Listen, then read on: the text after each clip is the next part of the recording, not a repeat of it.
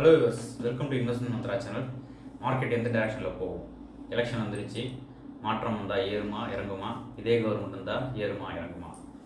மார்க்கெட்டுக்கும் எலெக்ஷனுக்கும் நிறைய சம்மந்தம் இருக்குது. ஒரு ஸ்டேபிள் கவர்மெண்ட் ஃபார்ம் ஆச்சு, ஒரு மெஜாரிட்டி மெம்பர்ஸில் கவர்மெண்ட் ஃபார்ம் ஆகுது அப்படின்னா மார்க்கெட்டுக்கு ஏற்றம் காணும். ஏன்னா இன்வெஸ்டர்ஸ் ஃபெய்த் இருக்கும், இன்வெஸ்ட் பண்ணுவாங்க, மார்க்கெட் ஏறும். சப்போஸ் ஒரு மெஜாரிட்டி கிடைக்கல, ஒரு கோலிஷன் கவர்மெண்ட் வருது அப்படின்னா ஒரு ஷார்ட் டேர்மில் மார்க்கெட் கொஞ்சம் சரிவை சந்திக்க கிடைக்கும். அப்புறம் கம்பேக் வந்துடும். மார்க்கெட் என்றைக்குமே லாங் டேர்ம் பெர்ஸ்பெக்டிவில் ஏற்றம் தான். இப்போ நீங்கள் பார்த்தீங்கன்னா இந்த மார்க்கெட் கண்டிஷன்ஸ் பாருங்கள். ரஷ்யா உக்ரைன் வார் ஒரு 1.5 இயர்ஸ் 2 இயர்ஸாக இருந்துகிட்டு இருக்குது. அது ஒரு பக்கம். ரீசெண்டாக இஸ்ரேல் பாலஸ்தீன் பிரச்சனை, இந்த பிரச்சனை இருக்குது. இப்படிலாம் இருக்கும்போதுமே நம்ம மார்க்கெட்டோ இல்லை வேர்ல்டு லெவல் மார்க்கெட்டோ பெரிய எதுவும் சரிவை சந்திக்கலை. ஸோ மார்க்கெட் ஏற்றத்தை நோக்கி தான் பயணிச்சிட்டு இருக்கு. அடுத்து நம்பர் 2 பார்த்தீங்கன்னா வச்சுக்கோங்க, இந்த ஜிஎஸ்டி கலெக்ஷன்ஸ் இன்ட்ரடியூஸ் பண்ணது 17ல் இன்ட்ரடியூஸ் பண்ணாங்க. கிட்டத்தட்ட 17, 18, 19 அந்த ஒரு வருஷம் ஜூலையில் இன்வெஸ்ட் பண்ணாங்க. கிட்டத்தட்ட இன்வெஸ்ட் பண்ணும்போது அரௌண்ட் 190,000 crore, அதாவது 1 லட்சம் கோடி அளவுக்கு பெர் மந்த்துக்கு வந்துட்டு இருந்தது ரெவன்யூ. கிட்டத்தட்ட ஆண்டுக்கு ஒரு 11 லட்சம் கோடி அளவுக்கு வந்துச்சு. இன்றைக்கி ரெவன்யூ பார்த்தீங்கன்னா கிட்டத்தட்ட 18 லட்சம் கோடி ஜிஎஸ்டி மூலியமாக ரெவன்யூஸ் மட்டும்.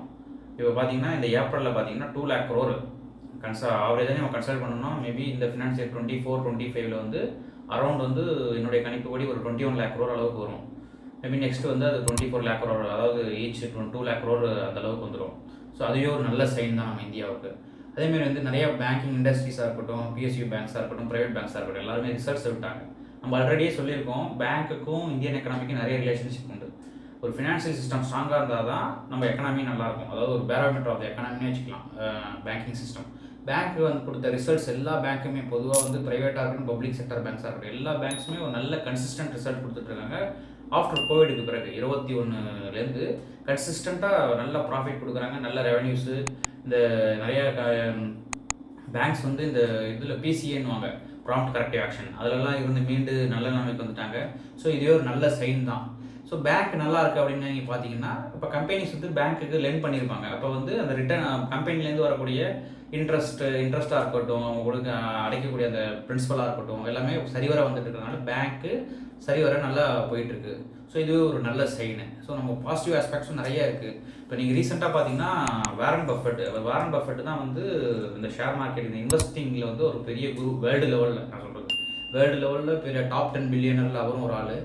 கிட்டத்தட்ட 93 வயசு. அது அவருடைய எக்ஸ்பீரியன்ஸுக்கு சொல்லியிருக்காரு. என்ன சொல்லியிருக்காரு அப்படின்னு பார்த்தீங்கன்னா, இந்தியாவில் இன்வெஸ்ட் பண்ணுறதுக்கு நிறைய ஆப்பர்ச்சுனிட்டிஸ் இருக்குது, ஃபியூச்சர்ஸில் நான் இன்வெஸ்ட் பண்ணலாம் அப்படின்னு அவர் சொல்லியிருக்காரு. ஸோ இது ஒரு பாசிட்டிவ் சைனு.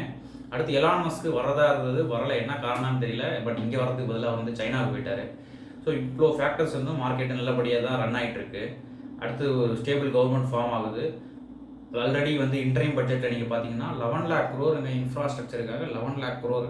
அதாவது 2004 to 2014 இந்த ஆண்டில் மன்மோகன் சிங் ஆளும்போது அந்த 10 வருஷத்தையுமே சேர்த்து போட்ட பட்ஜெட்டு இன்ஃப்ராஸ்ட்ரக்சருக்கு 11 லட்சம் கோடி தான். பட் இவங்க இந்த வருஷத்துக்கு 2024-25க்கு போட்ட இந்த ஒரே வருஷத்தில் உள்ள பட்ஜெட் 11 lakh crore. அந்த 10 வருஷத்துக்கு 11 lakh crore, இது ஒரே வருஷத்துக்கு 11 lakh crore. இன்ஃப்ளேஷன் அது இதுன்னு பார்த்தாலும் கிட்டத்தட்ட ரொம்பவே போட்டிருக்காங்க. இன்ஃப்ராஸ்ட்ரக்சர் ஸ்டாக்ஸ்லாம் அபரிதமாக ஏறதுக்கான சான்சஸ் நிறையா இருக்குது. ரயில்வே ஸ்டாக்ஸாக இருக்கட்டும், இன்ஃப்ராஸ்ட்ரக்சர் ஸ்டாக்ஸாக நிறைய இருக்கும். பொதுவாக இந்த இன்ஃப்ராஸ்ட்ரக்சர் ஜெயின்ட்னு சொல்லக்கூடிய எல்என்டிலாம் நல்லா இறங்கி வந்துட்டு இருக்காங்க. லார்சன் அண்ட் டார்போ. ஸோ நல்ல ஸ்டாக்கு, நல்ல ப்ரைஸில் மந்த்லி சிப் மோட்டில் அக்யூமுலேட் பண்ணிக்கலாம். நல்ல ரிட்டர்ன்ஸ் கொடுக்கக்கூடிய ஸ்டாக்ஸு. ஸோ மார்க்கெட் லாங் டேர்மில் நல்லா தாங்க போகும். கீழே இறங்கிறதுக்கான வாய்ப்புகள்லாம் இல்லை. B positive. மார்க்கெட் மேல் நோக்கி நகரத்துக்கான சான்சஸ் நிறையவே இருக்குது. ஸோ இந்த வீடியோ பிடிச்சிருந்தால் லைக் பண்ணுங்கள், ஷேர் பண்ணுங்கள். கமெண்ட்ஸ் ஏதாவது இருந்தால் கமெண்ட் செக்ஷனில் கமெண்ட் பண்ணுங்கள். அப்படியே மறக்காமல் சப்ஸ்கிரைப் பண்ணுங்கள். பாய் வியூவர்ஸ், மேலும் மற்றொரு வீடியோவில் சந்திக்கலாம். பாய்.